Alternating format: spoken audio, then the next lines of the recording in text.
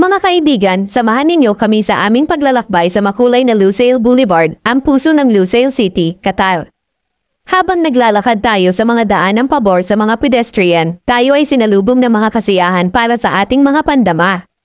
Ang hangin ay puno ng amoy ng kape mula sa mga kalapit na kapihan, at ang tunog ng isang acoustic guitar na tinutugtog ay nagpupuno sa hangin, nagdaragdag ng melodious na soundtrack sa ating adventure. Bigla, ang ating pansin ay nahuli ng isang tanawin na tunay na patunay sa pagkakaiba-iba at kreatibidad ng Lusail Boulevard. Doon, nasa harapan natin, ay isang manggagawa na masusing nagtatrabaho sa isang bangkang pang-display. Ang dedikasyon sa kanyang mga mata at ang kausayan ng kanyang mga kamay ay nakakabighani, isang patunay sa sining na namamayagpag sa lungsod na ito. Tayo ay tumigil sandali, pinapanood habang ang bangka ay nabubuo, bawat detalye ay maingat na inukit at kinginis.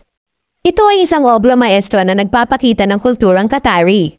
Habang nagpapatuloy tayo sa ating paglalakbay, nadadaanan natin ang isang napakalaking tao. Ang kanyang laki at presensya ay nakakamangha, nagbibigay ng kakaibang karanasan na hindi natin malilimutan.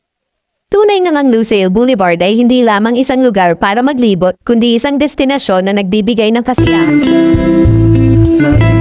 Maraming salamat sa inyong panunood. Sana ay nag-enjoy kayo at huwag kalimutan na mag-subscribe at i-share para mapanood din ng iba.